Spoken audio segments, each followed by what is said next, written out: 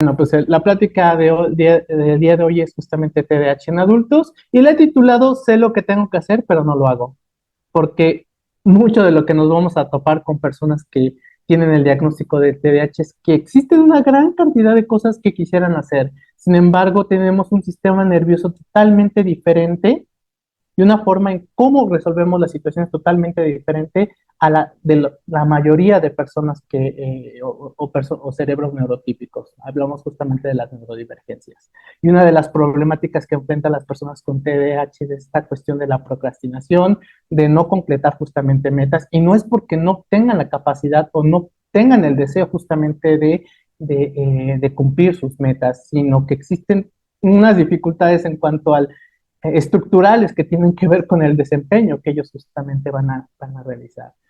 Eh, el contenido es bastante amplio. El día de hoy vamos a entender el nombre completo de ese trastorno a nivel epidemiológico, pues es el trastorno por déficit de atención e hiperactividad. Es un trastorno que afecta a diferentes zonas del cerebro. Se estima que a nivel mundial afecta a un 6% de los niños en edad escolar. Y en México, pues se estima que aproximadamente muy similar a los datos a nivel mundial, pues es muy parecido. El 5% de niños y adolescentes lo presenta. Sin embargo, actualmente pues puede haber un subdiagnóstico justamente de esta problemática, ¿no?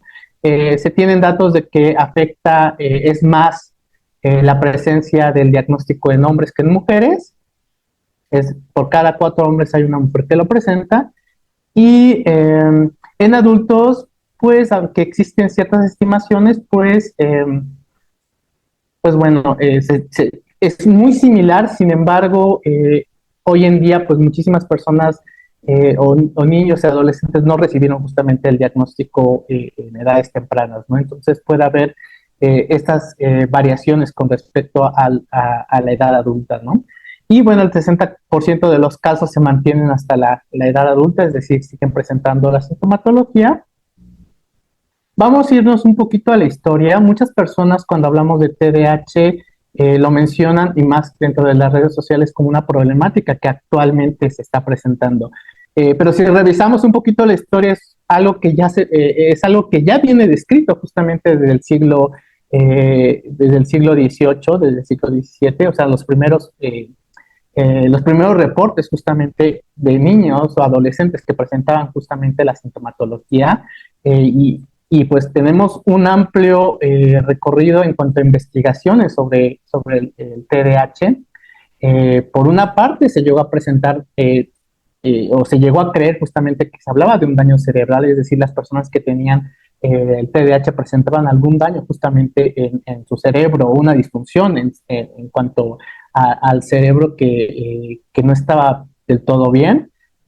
Y posteriormente se empezaron a identificar los síntomas. Posteriormente, con la clasificación o la publicación justamente de los manuales de diagnóstico de enfermedades o trastornos justamente mentales, estamos hablando del DSM y del CIE-11 en la actualidad, pues ya se tienen o se han descrito justamente diferentes subtipos, y actualmente pues ya se tienen rangos justamente de edad y los principales síntomas que llegan a presentar. Voy a utilizar muchísimo el DSM-5 para aquellos justamente que somos psicólogos clínicos, pues sabemos justamente que es un manual que nos permite justamente identificar o tener una impresión diagnóstica de las problemáticas a nivel de salud mental. Eh, Sin embargo, pues podemos decir que esto se termina aquí. No, realmente el TDAH en los últimos 50 años ha tenido una gran cantidad de cambios justamente en cuanto a los síntomas, en cuanto al estudio, en cuanto a lo que se ha descrito. Y una de las situaciones que actualmente se enfrentan o nos enfrentamos dentro de la clínica es que pues anteriormente se creía que solamente los niños o adolescentes llegaban a presentar esta problemática y que después se desaparecía. Eso se creía anteriormente, pero en la actualidad sabemos que muchas de las personas o muchos de los niños y adolescentes pues llegan a seguir presentando síntomas en edades tardías, en edades adultas, o muchos adultos no fueron diagnosticados justamente durante la infancia y la adolescencia por muchas razones, principalmente porque no se tiene el conocimiento sobre esta situación, esta condición o esta característica neurodivergente. Pues primero vamos a hablar de la definición de algunas características del TDAH. Vamos a entender que es un trastorno del neurodesarrollo por parte se entiende un trastorno del neurodesarrollo, es decir, que ya es una situación con la cual las personas nacen, con una eh, base genética muy importante y con una alta heredabilidad. Es decir, las personas que presentan TDAH ya nacen justamente con esta condición, que implica diferentes factores neuropsicológicos y que provocan muchísimas alteraciones en cuanto a conductas de impulsividad y sobreactividad y también la parte de la inatención.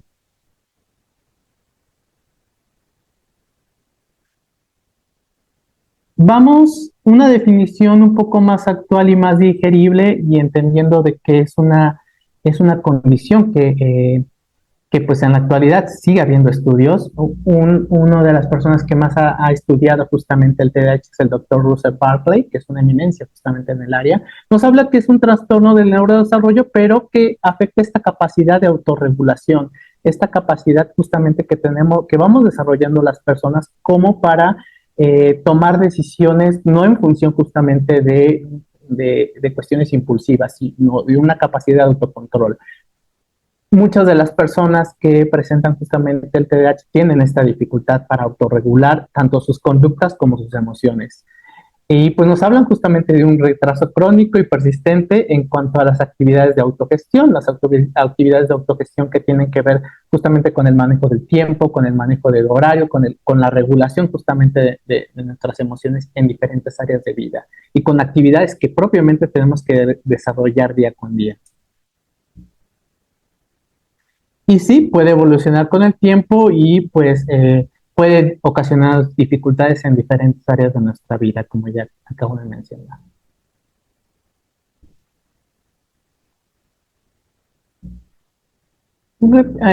Los criterios diagnósticos actuales que nos engloba justamente el DSM-5, pues es tres síntomas: inatención, hiperactividad e impulsividad. El primero, que es la inatención, que es esta capacidad para no focalizarnos justamente en una actividad y sobre eso eh, darle una cuestión consecutiva, pues hablamos justamente de los 6 o más de los síntomas que estoy presentando en estos momentos. Si se dan cuenta, la mayoría de estos síntomas están englobados justamente en el grupo etario de la niñez y de la adolescencia, como esta parte del juego, como no prestar atención en los detalles, como extraviar cosas o materiales del ámbito escolar, y justamente esta parte de distraerse ante estímulos que a lo mejor y no son tan relevantes. Y por otro lado, esta parte de la impulsividad y de la hiperactividad, estamos hablando que para aquellas personas que presentan el diagnóstico, pues tienen que cubrir 6 o más de los siguientes síntomas. ¿Cómo juguetear como incapaz justamente de mantenerse tranquilo, realizar una misma actividad, hablar excesivamente, les es difícil esperar su turno, interrumpen o se inmiscuyen en otras actividades? O sea, son parte de los síntomas que se describen y, como repito, son muchísimo más claros a veces en los niños y en los adolescentes que en las personas adultas.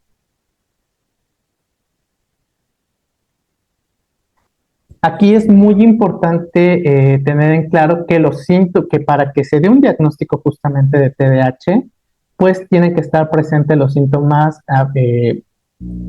más de 6 meses. Es decir, si un niño está presentando alguno de los síntomas que anteriormente describí, pero los papás durante la historia clínica relatan que lo está presentando desde hace dos semanas, no podríamos justamente decir que es a partir de un diagnóstico de TDAH, ¿no? Tienen que estar presentes de 6 años hacia atrás. Interfieren en la vida de la persona, es decir, en su ambiente, como en la escuela, como en la casa, en la relación con otros compañeros, con otros amigos, Si se presenta solamente en el hogar, pero no en la escuela, entonces muy probablemente tenemos que identificar qué está pasando en el hogar o qué está pasando en la escuela que esté ocurriendo estas dificultades o eh, estas problemáticas. Y los síntomas tienen que aparecer antes de los 12 años. Esto es muy importante porque por ser un diagnóstico, por ser un trastorno justamente del neurodesarrollo, pues es algo que como tal los síntomas se van identificando desde tempranas edades, ¿no? Específicamente desde los 12 años. Y bueno, a partir de los 17 años, o sea, ya cuando ya llegamos a una etapa de juventud, pues se requiere cubrir solamente 5 síntomas para el diagnóstico. Anteriormente había, no hace mucho, hace aproximadamente 30 años, pues se tenían justamente los subtipos. Es decir, si ya eras hiperactivo, solamente eras hiperactivo impulsivo, solamente eras inatento. En la actualidad ya no se engloban de acuerdo al DSM-5 como subtipos, sino hablamos justamente de predominancias. Es decir, que puede llegar a presentar otros síntomas, pero siempre hay unos que sobresalen más que otros. Y el hablar justamente de predominancias nos lleva justamente, o se ha identificado que muy probablemente a lo mejor de niños presentaron o son predominantemente impulsivos hiperactivos, pero conforme van creciendo se hacen más notorios los síntomas relacionados con la atención. Es decir, esto puede ir cambiando a lo largo del tiempo. Tenemos tres predominancias, predominantemente combinado, que es por lo general el más común, predominantemente con falta de atención, si se cumplen justamente los criterios que se engloban dentro del apartado de inatención, o los predominantemente impulsivos hiperactivos. Por lo general, las mujeres, por cuestiones eh, epidemiológicas y descriptivas, por lo general son predominantes más, presentan más esta parte inatenta. Y también se tienen 3 niveles de disfuncionalidad, por así decirlo, bueno, 4. Uno que es el leve, otro que es el leve, justamente cuando solamente están cubriendo algunos de los síntomas, y hay un deterioro mínimo en el funcionamiento social o familiar, por así decirlo, son los que de alguna manera esta parte de tener TDAH no necesariamente les está generando una gran cantidad de problemas, a diferencia de los moderados que ya empieza a repercutir en algunas áreas de su vida, principalmente en la parte escolar, en edades más, en grupos etarios más jóvenes, y severos cuando ya presentan muchos más síntomas y ya es muy notorio el deterioro en cuanto al funcionamiento social, escolar o laboral, y también incluso en la cuestión de pareja. También hablamos de una revisión parcial. Revisión se refiere, o los clínicos lo utilizamos cuando ya la problemática ya no está presente en la persona, ya la persona ya no está presentando estas dificultades. Eh, Revisión parcial es cuando siguen presentando ciertos síntomas y en el TDAH podemos hablar hasta el momento de que no existe una remisión total. ¿Por qué? Porque la persona, como ya mencioné, ya nació con este cerebro y va a seguir con este cerebro desde que nació hasta el último de su vida. Y muy probablemente van a estar presentes estos síntomas eh, a lo largo de su vida. Sin embargo, lo vamos a ver más adelante, si reciben justamente la atención adecuada, pues estos síntomas pueden atenuarse. Y con ello, no necesariamente tener problemas en sus diferentes áreas de vida.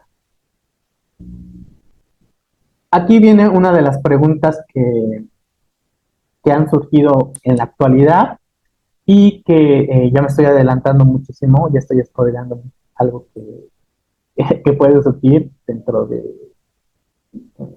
o son dudas que actualmente presentan, que me preguntarán, Gerardo, oye, ¿puede aparecer TDAH en la edad adulta? Y la respuesta concisa es, pues no, no se consideró un diagnóstico de TDAH exclusivamente en la adultez. Y por lo menos de acuerdo a los criterios del DSM-5 y a la mayoría de las guías clínicas. Como mencioné, el TDAH es un trastorno de desarrollo cuyo inicio debe rastrearse justamente desde antes de los 18 años. Si la persona está presentando problemas relacionados justamente con inatención o con impulsividad, pero refiere que solamente lo que está presentando en edad adulta o hace algunos meses, no podríamos aseverar que esta persona justamente tiene TDAH. Podemos hablar de otras problemáticas que la persona puede estar presentando, pero no necesariamente tiene que ver con un diagnóstico de TDAH. ¿Ok? ¿Qué dicen los estudios? Pues esto es muy importante. Yo sé que a lo mejor puedo sonar un poquito técnico, pero bueno, si existe una duda más adelante, pues con mucho gusto la aclaro, ¿no? Pues algunos estudios longitudinales, si se dan cuenta, son bastante recientes, o están, dentro de lo que cabe, o sea, estamos hablando de hace 10 años que han habido un gran interés por el estudio en personas adultas. Encontró que algunos adultos presentan síntomas de TDAH sin haberlos mostrado en la infancia, pero en estos casos, pues él está relacionado, uno, con problemas afectivos o incluso con el consumo de sustancias, con algunas otras problemáticas o trastornos ya relacionados con trastornos de la personalidad o con condiciones neuropsiquiátricas adquiridas, es decir, otros problemas de salud mental como ansiedad, como vivencias traumáticas o cuestiones también relacionadas con depresión.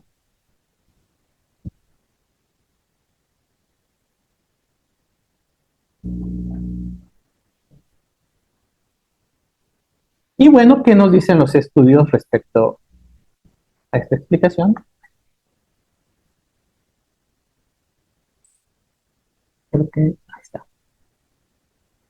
Bueno, otras investigaciones en la actualidad pues hablan de aquellas personas que presentaron el TDAH o que se identifican en edad adulta, pues casos que no fueron detectados en la infancia porque han desarrollado altas capacidades compensatorias, es decir, a lo mejor no tuvieron síntomas tan severos y desarrollaron o su entorno les permitió desarrollar conductas compensatorias, es decir, que si se les dificultaba regularse en cuanto a conductas impulsivas, pues tuvieron un entorno familiar que les ayudó justamente o clases extraescolares, o tuvieron justamente mucho el apoyo dentro del ambiente familiar para que pudieran compensarlo, ¿no? Si se les dificultaba poner atención, entonces me lo han comentado, pues mamá y papá se sentaban al lado y estaban con ellos estudiando, como si otra vez estuvieran estudiando otra carrera, ¿no? O muchas veces también se deben a diagnósticos erróneos donde los síntomas se explican por otras condiciones, no necesariamente una situación de TDAH. Vámonos a las causas que origina justamente la situación del TDAH. Como muchas problemáticas relacionadas con la salud mental, pues es una cuestión multifactorial. No es solo un factor, sino son varios factores y estos factores de alguna manera pues interactúan, ¿no? Estamos hablando de elementos prenatales, o sea, antes del nacimiento, biológicos, ambientales, adversidad psicosocial, algunas experiencias justamente vividas durante los primeros años de vida, ¿no?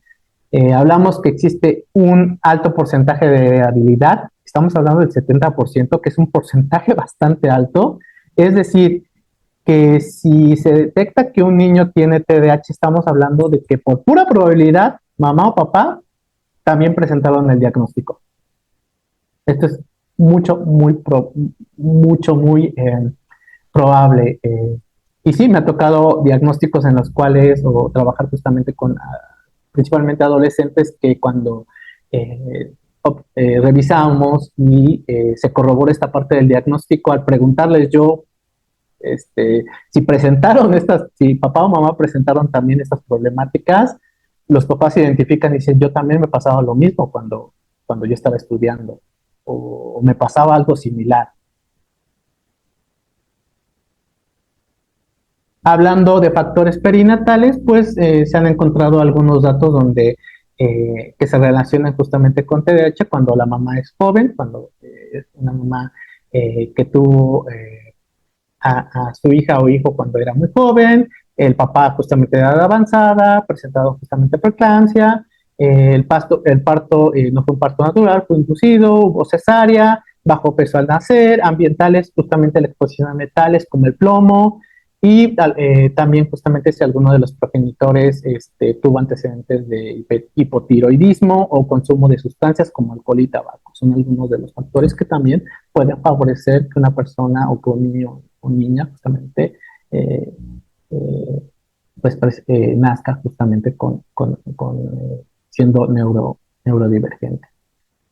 Factores neuroquímicos, pues hablamos también de que las personas, esto es muy importante, con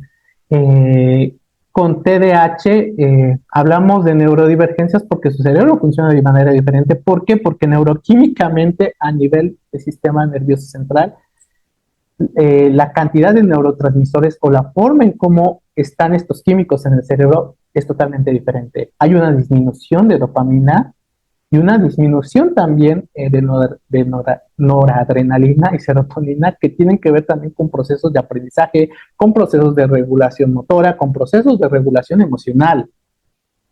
La dopamina es un neurotransmisor que nos ayuda justamente a realizar actividades que tienen que ver con cuestiones del placer principalmente, y que cuando nosotros realizamos alguna actividad, por ejemplo, iniciar realizando deporte, en una persona neurotípica, pues la liberación de dopamina pues suele ser mayor que en una persona que presenta justamente TDAH, ¿no? Entonces, si nosotros después de realizar una rutina en la cual es muy fructífera y sentimos que después de realizar ejercicio nos sentimos muy bien, las personas con TDAH necesitan más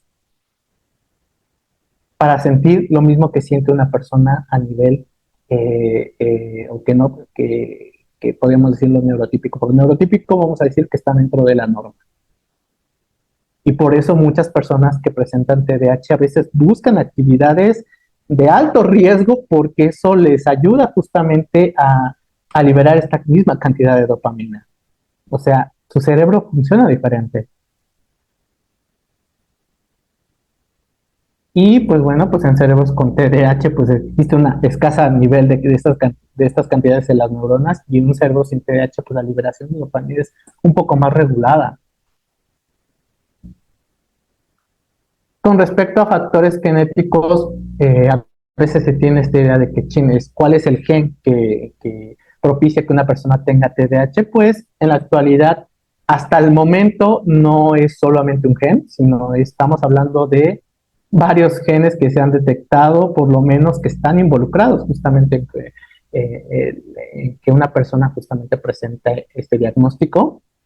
Y también tenemos que ver la interacción de estos genes, ¿no? Hasta el momento digo porque a lo largo y seguramente a lo largo de estos años vamos a encontrar, o se va a encontrar más información respecto a la interacción de estos genes que se han identificado.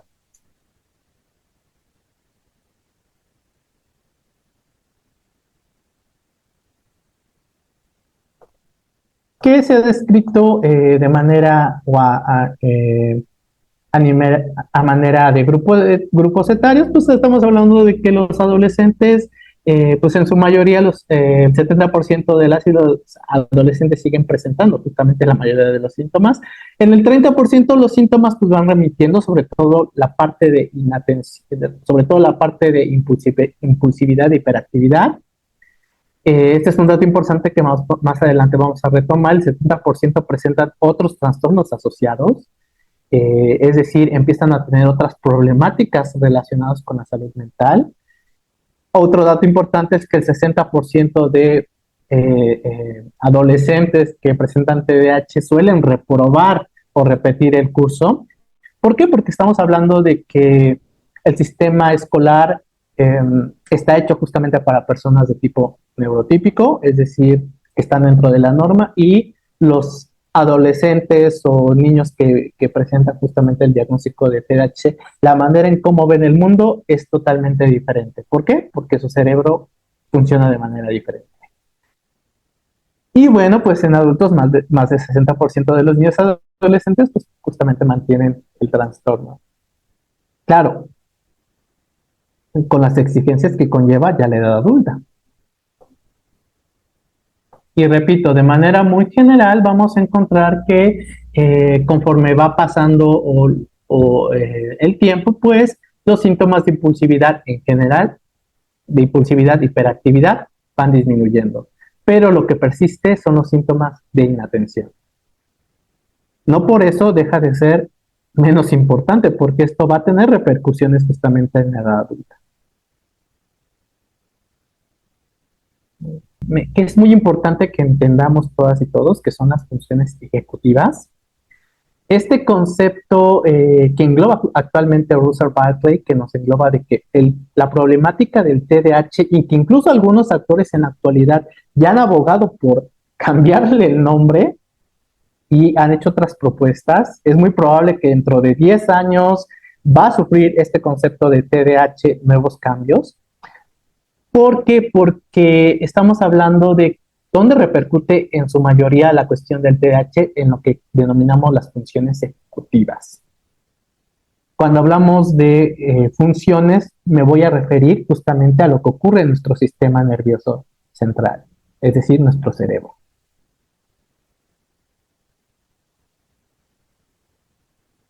¿Qué son las funciones ejecutivas?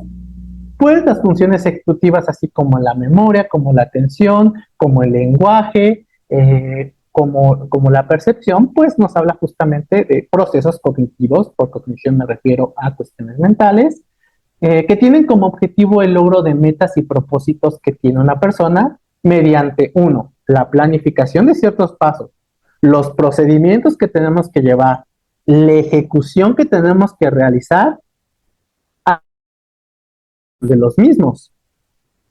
Piensen en cualquier actividad que ustedes desarrollan en su vida cotidiana y que conlleva justamente un proceso de planificación y de logro hacia alguna meta. Cocinar, terminar alguna tarea, terminar un curso, limpiar la casa, todo aspecto que conlleva el lograr un objetivo, pues pasamos por todos estos procesos. Una mudanza, la planificación de una boda. Y no solamente eso, sino anticiparnos a lo que sigue, identificando justamente cuando las cosas no están yendo bien al plan original, porque no siempre cuando planeamos algo sale como nosotros queremos, sino muchas veces también tenemos que identificar cuando no está saliendo como nosotros queremos y hacer ajustes o cambios dependiendo de aquellos obstáculos que nos vamos identificando. Todo este proceso de autoevaluación que nosotros vamos a realizar de manera cotidiana, en las personas justamente que presentan TDAH, es ahí donde vamos a encontrar las principales dificultades. Y las funciones ejecutivas tienen que ver con todo este proceso, si lo tuviéramos que englobar en una sola palabra, de autorregulación. Es aquello que nos dice justamente qué tenemos que estar haciendo de más, qué tenemos que estar haciendo de menos, hacia dónde tenemos justamente que poner nuestra atención y sobre eso ejecutar o en qué ya estamos haciendo las cosas mal para corregirlo.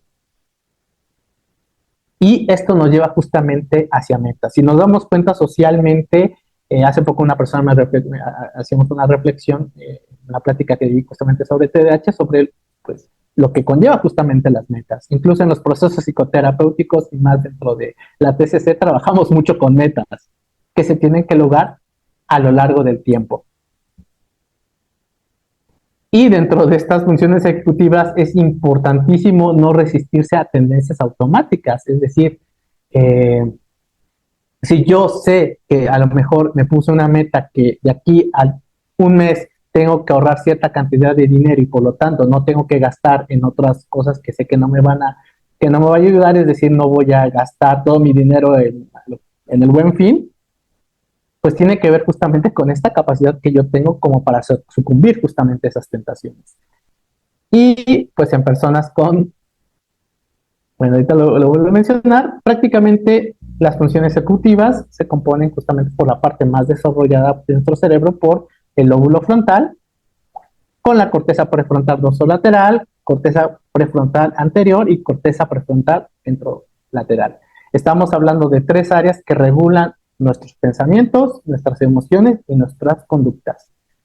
Vamos a decirlo así para que sea más digerible. eh, esta parte del cerebro, las funciones ejecutivas, son nuestro director de orquesta de nuestra vida cotidiana. Es decir, nos dice quién entra, quién se tiene que detener, qué tiempo tenemos que llevar justamente para cierta actividad, en qué momento justamente las cosas están mal y van organizando nuestro cerebro para saber qué le toca hacer a cada quien. Pero, y bueno, pues estas funciones conllevan el doctor Thomas Brown, que desarrolló una escala justamente para evaluar estos procesos, pues nos habla de toda una serie de subprocesos que tenemos que desarrollar desde la parte de activación, desde enfocarnos hacia cuál va a ser justamente el esfuerzo que tenemos que estar manteniendo y sosteniendo a lo largo del tiempo, el esfuerzo que conlleva realizarlo, la parte justamente de regular nuestras emociones y la frustración de entender que a veces no va a salir a la primera, la capacidad de memoria de trabajo, es decir, esta capacidad para almacenar y para día con día funcionar y realizar nuestras actividades de manera cotidiana, y también esta capacidad que tiene que ver con monitorear lo que nosotros estamos haciendo y cómo lo estamos haciendo y que nos permite justamente seguir actuando. O sea, esto que de alguna manera estoy describiendo es lo que enfrentamos día con día las personas y lo que nos permite justamente ser funcionales en esta sociedad. Pero en el TDAH es ahí donde viene una parte muy importante. Eh, pues vamos a encontrar que existe un menor desarrollo y, y una menor activación en regiones cerebrales que dependen de estas funciones ejecutivas. Es decir, el funcionamiento y el desarrollo en estas áreas es mucho menor a diferencia de las personas neurotípicas.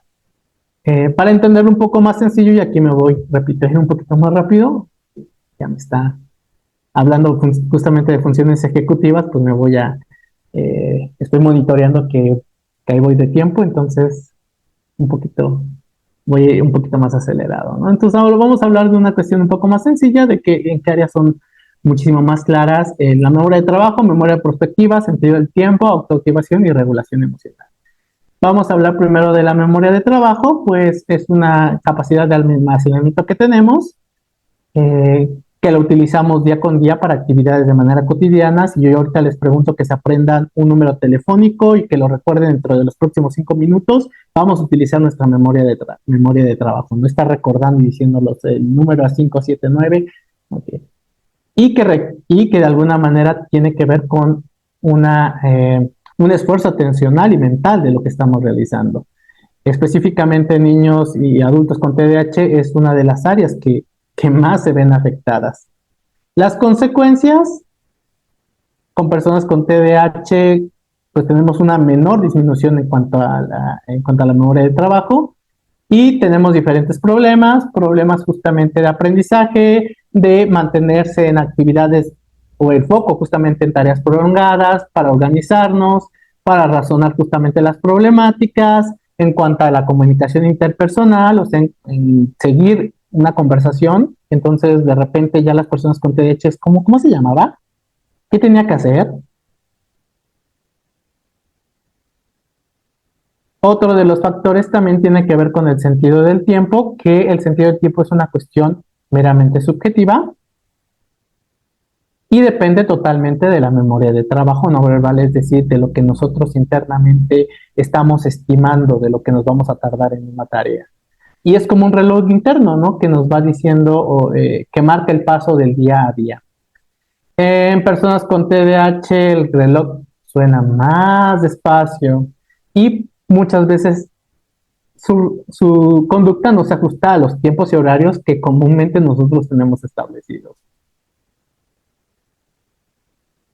La siguiente es la memoria prospectiva, que es la capacidad justamente de anticiparnos a las consecuencias. Sí depende de la memoria de trabajo, pero está más englobada justamente hacia lo que puede ocurrir en el futuro. Acordar de lo que tenemos que hacer en el momento en el que tenemos que hacer. En personas con TDAH, pues no funciona muy bien y muchas veces olvidan lo que tienen que hacer cuando lo tienen que hacer.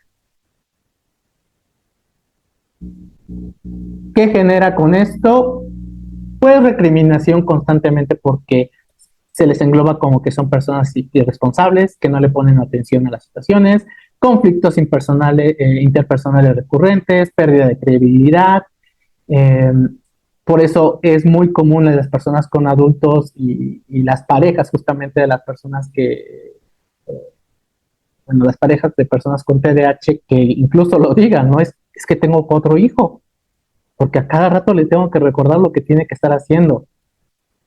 Y es que se le olvidó hacer esto y se le olvidó sacar al perro y se le olvidó limpiar esto, pues porque esta parte de identificar lo que tengo que hacer es algo que también les cuesta trabajo o calculan de alguna manera mal el tiempo que tengan que realizarlo. Es como de, chin, yo sé que tengo que llegar de aquí al metro Ciudad Universitaria y creo que llego en 10 minutos, ¿no? Cuando en la realidad tardamos, podemos llegar a tardar media hora, ¿no? Esta cuestión es algo que presentan muy frecuentemente las personas con TDAH.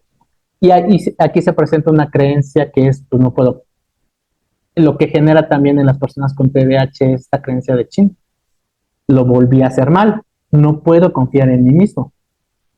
Nuevamente volví a fallar.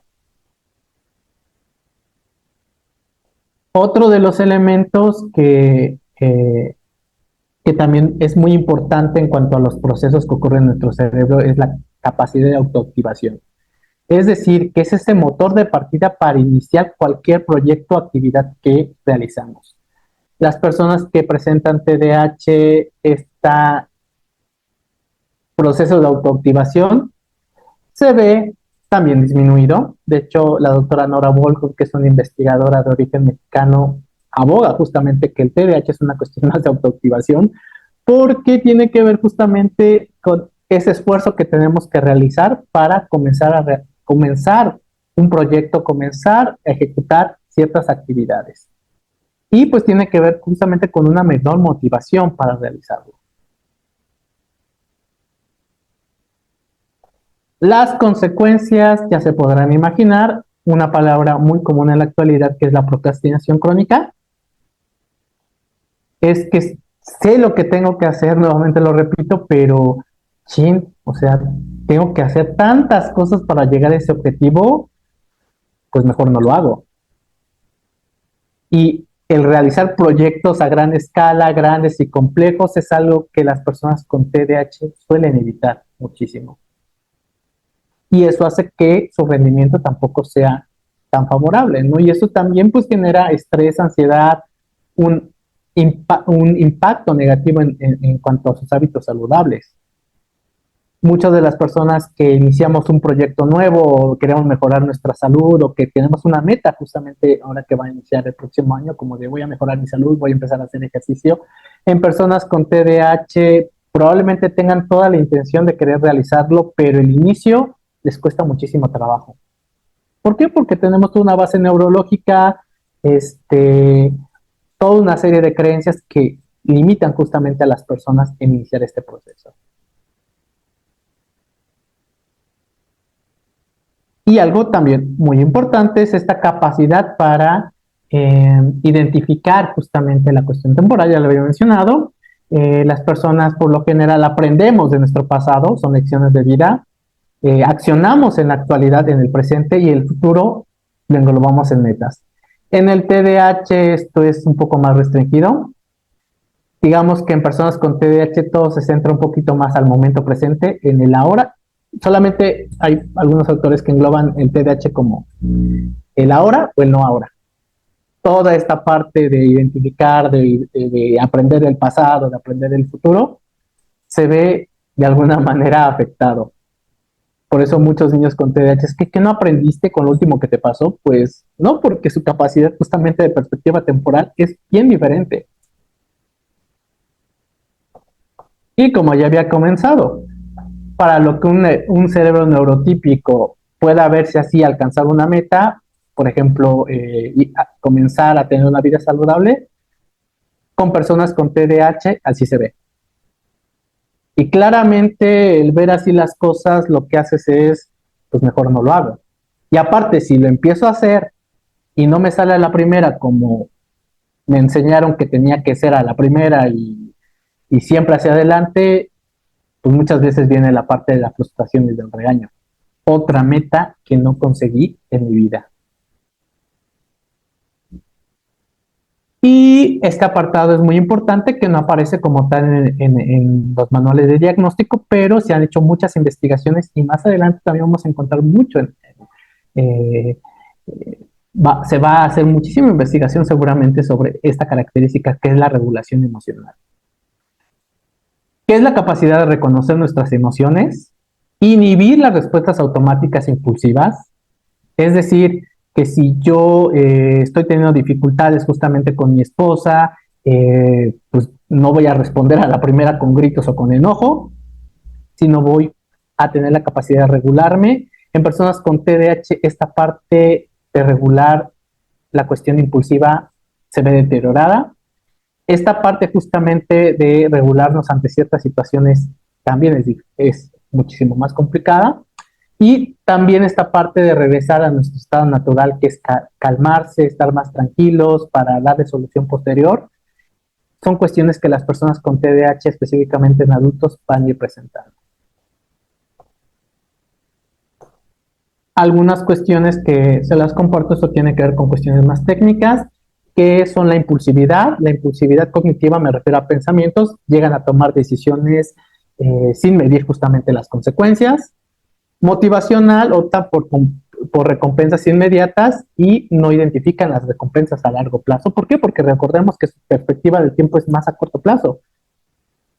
Yo sé que tengo que hacer ejercicio, pero pues mejor me quedo viendo Netflix porque aparte es más entretenido y aparte mi foco atencional está en eso.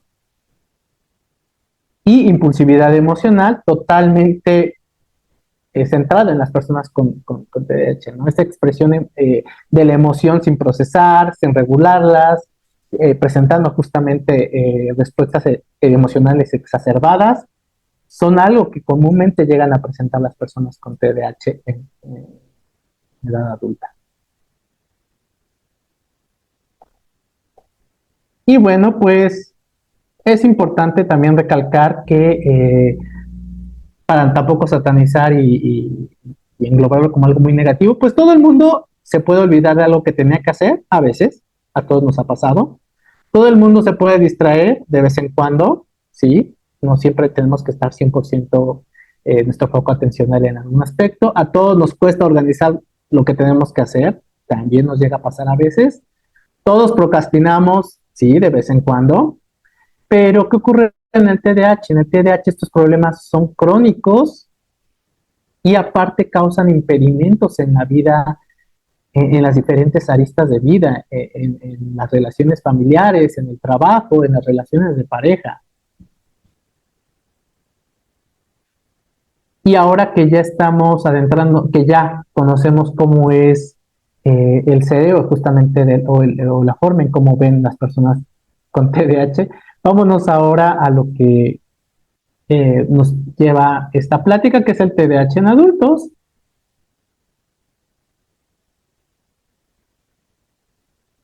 Y me dirían, Gerardo, ¿los criterios diagnósticos son diferentes de niños y adultos? La respuesta es no, son los mismos para el diagnóstico tanto de niños como de adultos.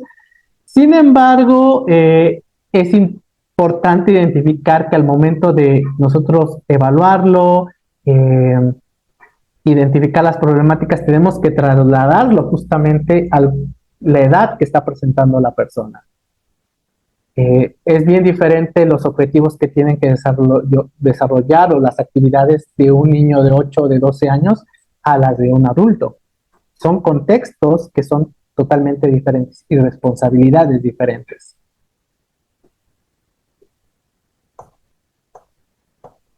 Dentro de los síntomas o las descripciones más comunes que podemos justamente denotar, pues son síntomas eh, que vamos a trasladarlo, como repito, a la edad adulta, distraernos fácilmente con estímulos superfluos o irrelevantes, tomar decisiones de manera impulsiva, dificultades justamente o dificultades para mantener en hacer conductas difíciles, abandonarlas, empezar un proyecto y no continuarlo, no cumplir justamente con aquello que nos comprometimos a realizar, tener problemas para hacer las cosas de manera en orden y adecuadas, organizar actividades, realizar el trabajo y prestar atención en las actividades sin distraernos, ¿no? Entonces son síntomas que podemos llegar a presentar o descripciones o dificultades que llegan a presentar las personas adultas con TDAH.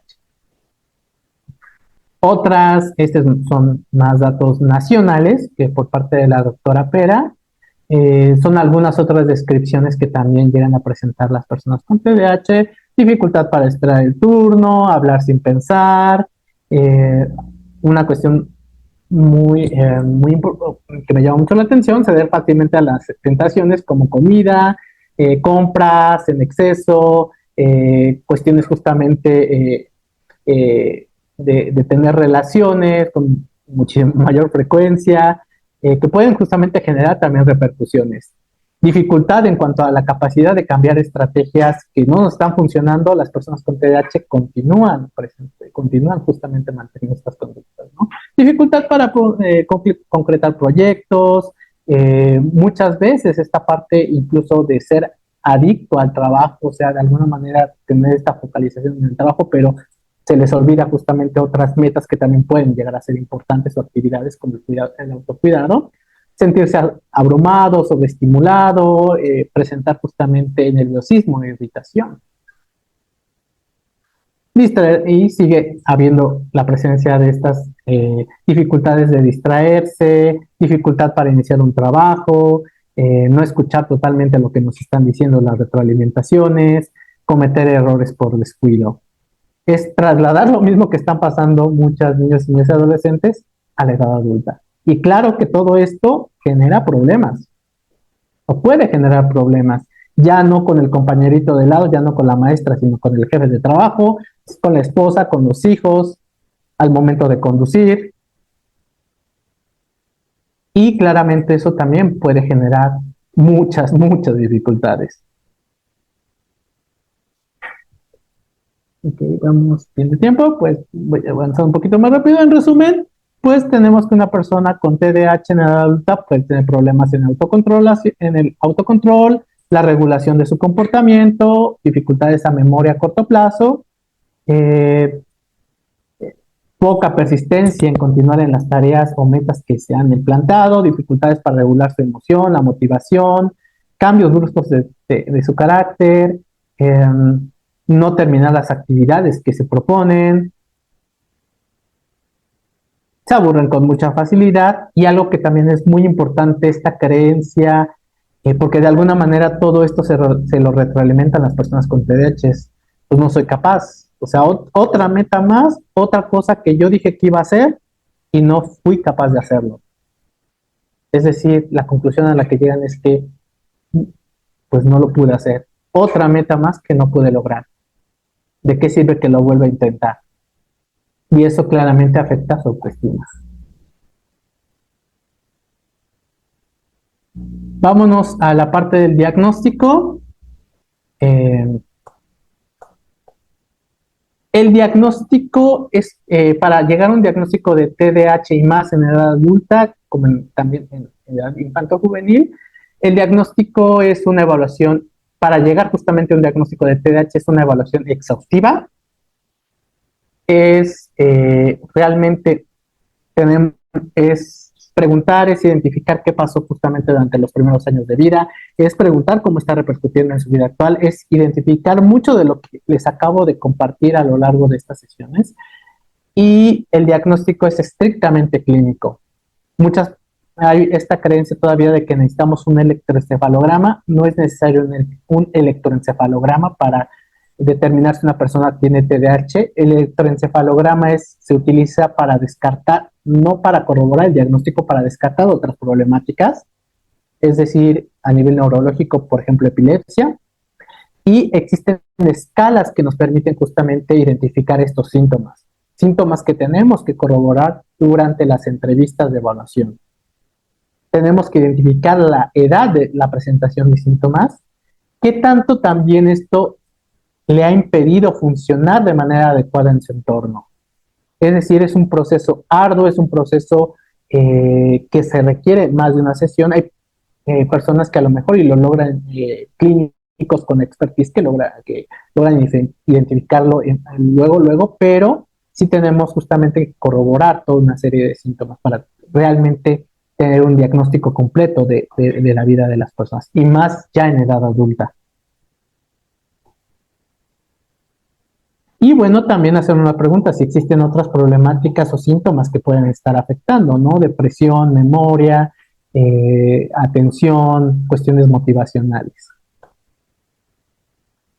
Y algo que también es muy importante mencionar es que, pues, más del 60% de personas que viven justamente o que presentan el diagnóstico de TDAH presentan comorbilidad con alguna otra problemática de salud mental. Esto es muy, muy importante eh, porque si recibieron el diagnóstico de TDAH de forma tardía, es decir, ya en edad adulta, más arriba de los 20 años, 30 años, muy probablemente también presenten otra problemática de salud mental.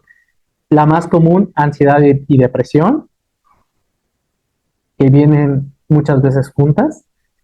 Otras problemáticas justamente de trastornos depresivos, trastornos de ansiedad, o sea, hasta el 40% de adultos con TDAH llegan a presentar esta problemática.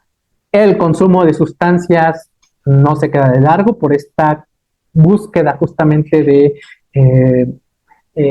de cuestiones novedosas. Muchas personas con TDAH también presentan problemáticas de consumo de sustancias, y pues el riesgo de dependencias de las mismas pues se multiplica por 3 en personas con TDAH. Ojo, estamos hablando de probabilidad, no quiere decir que todas las personas lo presenten.